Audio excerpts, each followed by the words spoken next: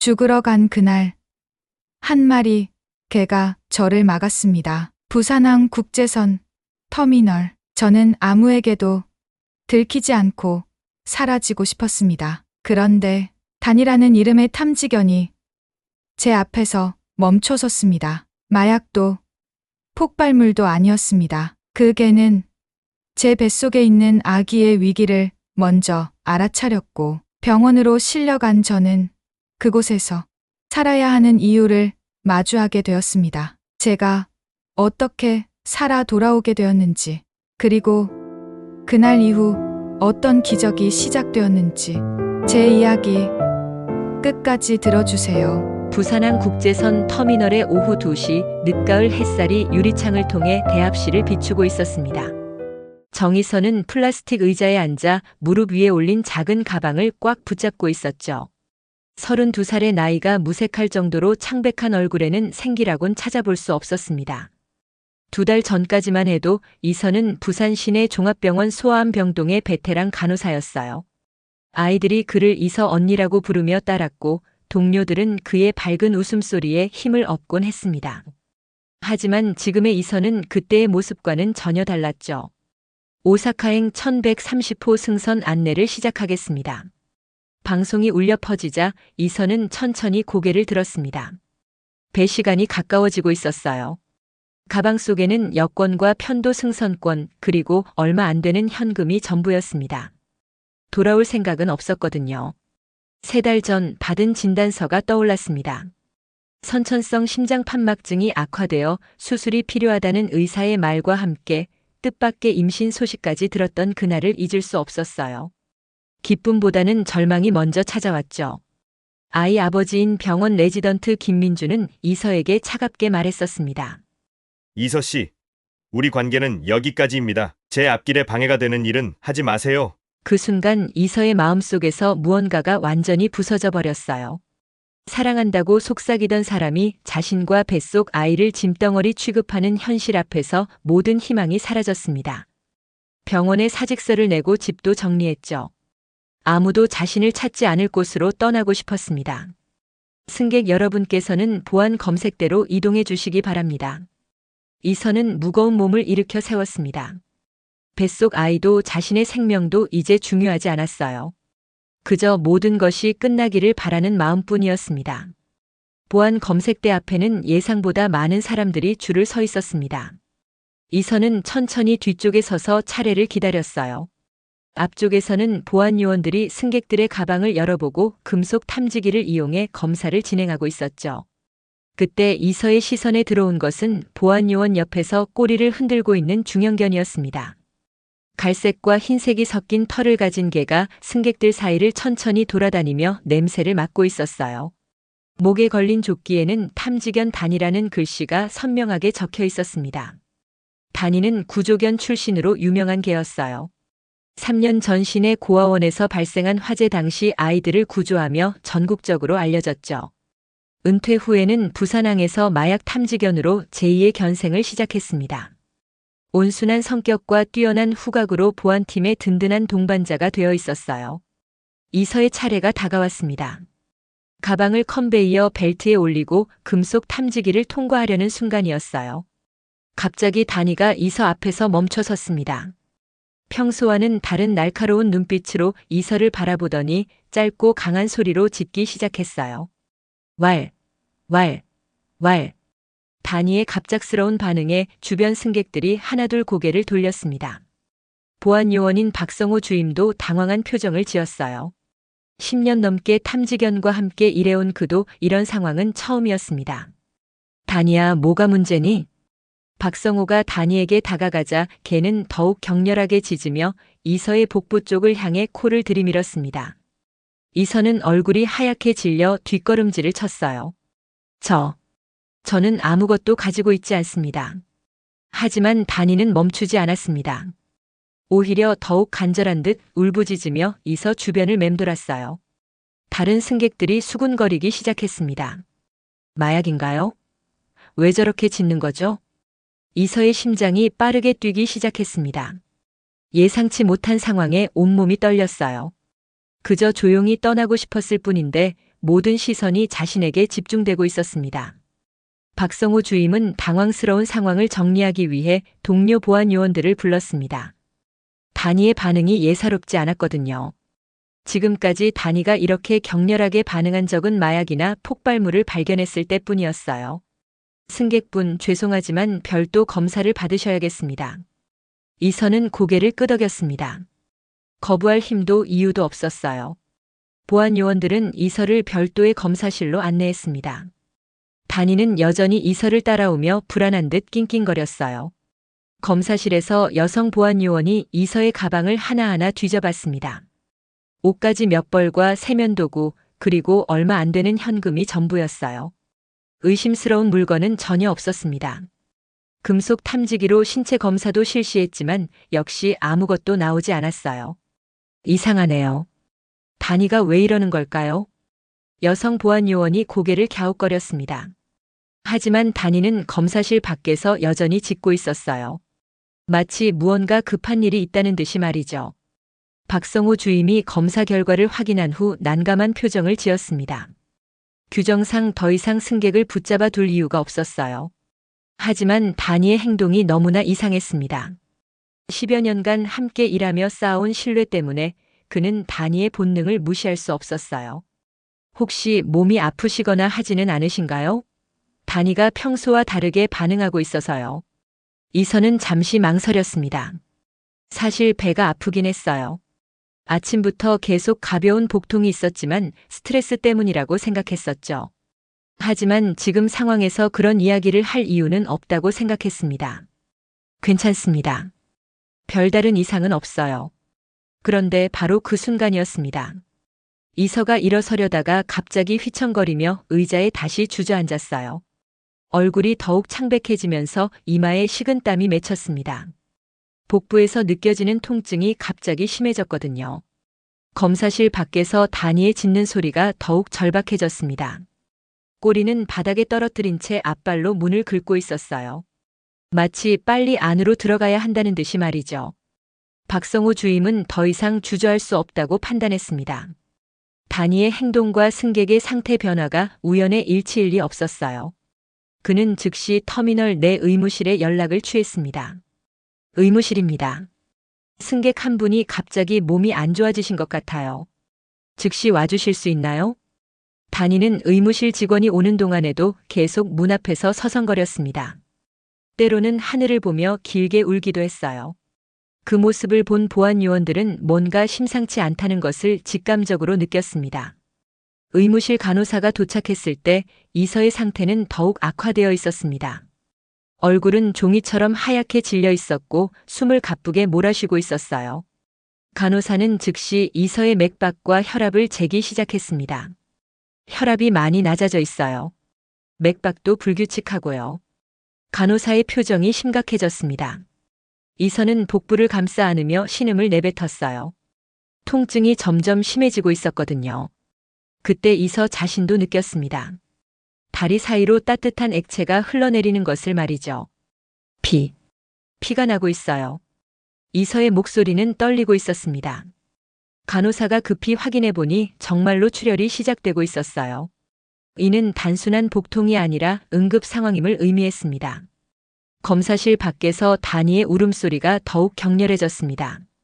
마치 무언가 끔찍한 일이 일어나고 있다는 것을 알고 있는 듯 했어요. 박성호 주임은 다니가 이상한 능력을 가지고 있다는 소문을 들었던 것이 떠올랐습니다. 단순히 마약을 찾는 것을 넘어서 사람의 위험 상황을 감지한다는 이야기 말이죠. 119에 즉시 신고하세요. 간호사가 급히 소리쳤습니다. 이서의 상태로 봐서는 터미널 의무실에서 처치할 수 있는 수준을 넘어서고 있었거든요. 박성호 주임은 즉시 핸드폰을 꺼내 119에 신고했습니다. 부산항 국제터미널입니다. 임신부로 보이는 여성이 갑작스러운 출혈과 복통으로 응급 상황입니다. 구급대원들이 도착하기까지는 10여 분이 걸렸어요. 그 사이 이서의 의식이 흐려지기 시작했습니다. 간호사는 계속 이서의 손을 잡고 의식을 유지하도록 도왔어요. 괜찮으실 거예요. 곧 병원에 도착할 거예요. 하지만 이서는 이미 포기한 상태였습니다. 이런 일이 일어나는 것도 어쩌면 당연하다고 생각했어요. 자신에게는 살아갈 이유도 의지도 남아있지 않았으니까요. 구급차가 도착하자 응급대원들은 신속하게 이서를 들것에 옮겼습니다. 단위는 구급차가 출발할 때까지 터미널 입구에서 길게 울부짖었어요. 마치 이서를 따라가고 싶다는 듯이 말이죠. 부산대학교 병원으로 이송하겠습니다. 구급차 안에서 응급대원은 이서의 상태를 지속적으로 체크했습니다. 출혈량이 계속 늘어나고 있었고 혈압은 더욱 떨어지고 있었어요. 응급대원은 병원에 미리 연락을 취해 응급실에서 대기하도록 했습니다.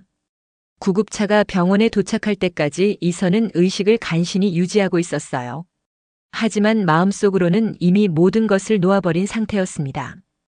터미널에서 일어난 일들이 마치 꿈처럼 느껴졌거든요. 부산대학교병원 응급실은 이서의 도착과 함께 분주해졌습니다. 응급의학과 의사들이 즉시 이서를 진료실로 옮겨 정밀 검사를 시작했어요. 초음파 검사 결과 임신 28주차의 태아와 함께 심각한 뇌출혈이 확인되었습니다. 심장 쪽에도 문제가 있어 보입니다. 심장외과 오태석 교수님께 즉시 연락드려야겠어요. 응급실 의사의 판단이었습니다. 이서의 상태는 단순한 산과적 응급 상황이 아니었거든요. 선천성 심장 판막증이 임신으로 인해 급격히 악화된 상황으로 보였어요. 오태석 교수가 응급실에 도착했을 때 이서는 의식을 잃은 상태였습니다. 45살의 오 교수는 20여 년간 심장외과 의사로 일하면서 수많은 응급 상황을 겪었지만 이서의 경우는 특별히 복잡했어요. 산모와 태아 모두 위험한 상황입니다. 즉시 수술실로 옮겨야 해요. 수술 준비가 진행되는 동안 간호사가 이서의 가방에서 봉투 하나를 발견했습니다. 겉봉에 유서라고 적혀 있었어요. 간호사는 즉시 오 교수에게 이를 알렸습니다. 봉투 안에는 정성스럽게 쓴 편지가 들어 있었습니다. 이서의 절망적인 심정과 함께 자신의 상황에 대한 설명이 담겨 있었어요. 더 이상 희망이 없다는 절망적인 내용과 함께 뱃속 아이의 아버지가 자신을 버렸다는 이야기, 그리고 혼자서는 아이를 키울 수 없다는 고백이 적혀 있었습니다. 오 교수는 편지를 읽으며 마음이 무거워졌습니다. 의학적으로도 어려운 상황인데 환자의 심리적 상태까지 극도로 악화되어 있었거든요. 하지만 의사로서 포기할 수는 없었어요. 두 생명을 모두 살려야 합니다. 수술은 새벽 2시에 시작되었습니다. 심장 판막 수술과 동시에 응급 제왕절개를 진행해야 하는 고난도 수술이었어요. 오 교수를 비롯해 산부인과 소아과, 마취과 의료진이 총동원되었습니다. 수술이 진행되는 동안 기적 같은 일이 일어났습니다. 위험천만했던 상황에서 산모와 아기 모두 안정적인 상태를 유지한 것이죠. 아기는 조금 이른 출생이었지만 건강하게 울음소리를 터뜨렸어요. 수술이 성공적으로 끝났습니다. 오 교수의 발표와 함께 수술실 밖에서 기다리던 의료진들이 안도의 한숨을 내쉬었습니다. 하지만 이서는 여전히 의식을 회복하지 못한 상태였어요. 이 소식은 곧 언론에 알려졌습니다. 탐지견이 임산부의 위험을 감지해 생명을 구했다는 감동적인 이야기로 포장되어 뉴스에 보도되었어요. 부산항의 단위는 하루아침에 전국적인 유명견이 되었습니다. 단위가 또 한 번 기적을 만들어냈네요. 시민들의 반응은 뜨거웠습니다. 병원에는 이서와 아기의 안부를 묻는 전화가 빗발쳤어요. 그리고 도움을 주겠다는 시민들의 연락도 이어졌습니다. 수술 후 이틀째 되는 날 이서의 상태에 다시 이상 징후가 나타나기 시작했습니다. 안정적이었던 혈압이 갑자기 떨어지고 심박수가 불규칙해졌어요. 중환자실에서 지켜보던 간호사가 즉시 오 교수에게 연락을 취했습니다. 교수님, 정이서 환자 상태가 급변하고 있습니다. 오 교수가 중환자실에 도착했을 때 이서는 다시 출혈 증상을 보이고 있었습니다. 수술 부위가 아닌 다른 곳에서 뇌출혈이 발생한 것으로 추정되었어요. 의료진은 즉시 응급 검사를 실시했습니다. 바로 그때였습니다. 병원 로비에서 소란이 일어났어요. 단위가 보호자와 함께 병원에 나타난 것이죠. 박성호 주임이 개인적으로 데려온 것이었습니다. 단위는 병원에 들어서자마자 이상한 행동을 보이기 시작했어요. 평소 온순하던 단위가 갑자기 불안해하며 계단 쪽으로 달려가려 했습니다. 목줄을 당기며 꼬리를 바닥에 떨어뜨린 채 낑낑거렸어요. 박성호 주임은 다니의 행동이 터미널에서와 똑같다는 것을 알아챘습니다. 다니야, 또 뭔가 느끼는 거니? 다니는 로비에서 중환자실이 있는 5층을 향해 계속 올려다보며 울부짖었습니다. 마치 위층에서 무슨 일이 일어나고 있는지 알고 있는 듯 했어요. 간호사들이 나와서 다니를 달래려 했지만 소용없었습니다. 오 교수는 다니의 소식을 들었습니다. 터미널에서 이서의 위험을 미리 감지했다는 소문을 들었던 그는 혹시나 하는 마음으로 다니의 반응을 주의 깊게 관찰해 보기로 했어요. 다니가 언제부터 저런 반응을 보였는지 확인해 보세요.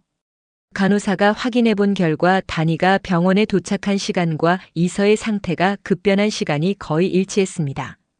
우연의 일치라고 하기에는 너무나 정확했어요. 오 교수는 다니의 본능을 믿어보기로 결정했습니다. 지금까지의 검사로는 명확한 원인을 찾지 못했지만 다니의 반응이 무언가 중요한 신호일 수도 있다고 생각했거든요. 좀 더 정밀한 검사를 진행해 보겠습니다.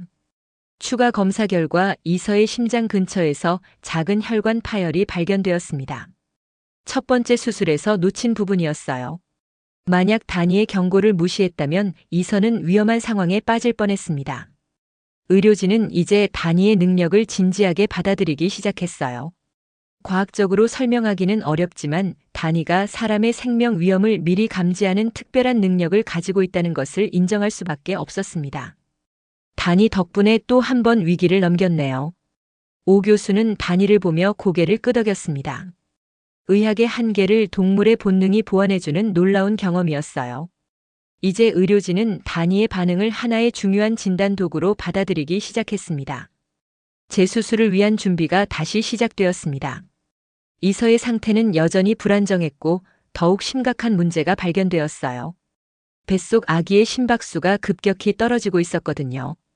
신생아 중환자실의 모니터에서 울려 퍼지는 경고음이 병원 복도를 긴장으로 가득 채웠습니다. 오 교수는 심각한 표정으로 의료진들과 긴급 회의를 가졌습니다. 산모의 심장 수술과 동시에 아기의 상태까지 위험해진 상황에서 선택할 수 있는 방법은 많지 않았어요. 두 생명을 모두 구하기 위해서는 극도로 정밀하고 신속한 수술이 필요했습니다. 산모의 심장 상태를 먼저 안정시키고 동시에 아기의 산소 공급을 정상화해야 합니다. 수술실 밖에서는 다니가 계속 서성거리고 있었어요. 박성호 주임이 데려온 다니는 병원 복도에서 한 발짝도 떠나지 않으려 했습니다. 간호사들이 다른 곳으로 데려가려 해도 완강히 거부했어요. 마치 자신이 이곳을 지켜야 한다는 사명감을 가진 것처럼 보였습니다. 다니는 때로는 중환자실 문 앞에 엎드려 있다가 때로는 천장을 올려다보며 길게 울기도 했어요. 그 모습을 본 의료진들은 묘한 감동을 받았습니다. 동물이 인간에 대해 이토록 깊은 애정과 걱정을 보일 수 있다는 것이 신기하면서도 고마웠거든요. 오후 6시 재수술이 시작되었습니다. 이번에는 더욱 많은 의료진이 투입되었어요. 심장외과, 산부인과, 소아과, 마취과는 물론 응급의학과까지 총동원된 대수술이었습니다. 다니는 수술실 문 앞에서 꼼짝하지 않고 기다렸어요. 수술이 진행되는 동안 다니의 행동에 변화가 생겼습니다. 처음에는 불안해하며 울부짖었지만 시간이 지나면서 점점 차분해졌어요. 마치 상황이 좋아지고 있다는 것을 감지하는 듯 했습니다. 산모 상태 안정화되었습니다. 아기 심박수도 정상 범위로 돌아왔습니다. 수술실에서 들려오는 의료진의 목소리에 복도에서 기다리던 사람들이 안도의 한숨을 내쉬었어요. 다니도 꼬리를 살짝 흔들며 조금 편안한 표정을 지었습니다. 밤 11시가 되어서야 수술이 완전히 끝났습니다. 오 교수가 수술실에서 나와 마스크를 벗으며 말했어요. 두 분 모두 안전합니다. 완전히 회복하기까지는 시간이 걸리겠지만 생명에는 지장이 없어요. 그 순간 다니가 처음으로 꼬리를 힘차게 흔들었습니다. 마치 좋은 소식을 이해하고 있는 것처럼 보였어요. 박성호 주임은 다니의 머리를 쓰다듬으며 고마움을 표했습니다. 수술 소식은 곧 언론에 전해졌습니다. 탐지견 다니가 두 번째로 생명을 구한 기적적인 이야기로 보도되었어요. 시민들의 관심은 더욱 뜨거워졌고 병원에는 격려 메시지와 함께 도움을 주겠다는 연락이 쇄도했습니다. 다니는 그날 밤 병원에서 머물렀어요. 간호사들이 임시로 마련해준 자리에서 중환자실을 바라보며 밤을 지새웠습니다. 진정한 의미의 충성심과 사랑이 무엇인지 보여주는 모습이었어요. 일주일 후 이서가 드디어 의식을 완전히 회복했습니다. 눈을 뜬 이서가 처음 본 것은 인큐베이터 안에서 건강하게 자고 있는 작은 아기였어요. 오 교수가 직접 아기를 안고 이서에게 보여주었습니다. 축하드립니다. 건강한 딸이에요. 이서는 믿을 수 없다는 표정으로 아기를 바라봤습니다. 죽으려고 떠났던 여행에서 새로운 생명과 함께 돌아온 것이 꿈만 같았어요. 눈물이 볼을 타고 흘러내렸지만 이번에는 절망의 눈물이 아니라 감사의 눈물이었습니다. 아기 이름은 정하셨나요? 간호사의 질문에 이서는 잠시 생각에 잠겼습니다. 그리고 자신을 구해준 다니를 떠올렸어요. 만약 다니가 없었다면 자신도 아기도 이 세상에 없었을 것입니다. 담비예요. 정담비. 다니의 단자와 새로운 삶을 의미하는 비를 합친 이름이었습니다. 의료진들은 그 의미를 알고 미소를 지었어요. 이서와 담비의 이야기는 소셜미디어를 통해 전국으로 퍼져나갔습니다. 한 탐지견의 놀라운 직감이 두 생명을 구한 감동적인 사연에 많은 사람들이 마음을 열었어요. 댓글에는 응원과 격려의 메시지가 끝없이 달렸고 도움을 주겠다는 사람들의 연락이 이어졌습니다. 시민들의 자발적인 모금 운동이 시작되었습니다. 처음에는 이서와 담비의 치료비를 돕기 위한 것이었지만 점차 더 큰 의미의 운동으로 발전했어요. 이서와 같은 상황에 처한 미혼모들을 도울 수 있는 시설을 만들자는 목소리가 높아졌습니다. 한 달 만에 모금액이 1억 원을 넘었습니다. 놀라운 소식이었습니다. 부산시와 시민단체들이 협력해 담비의 집이라는 위기 미혼모 긴급쉼터 설립을 추진하게 되었어요. 경제적 어려움이나 사회적 편견 때문에 힘들어하는 미혼모들에게 안전한 보금자리를 제공하는 것이 목표였습니다.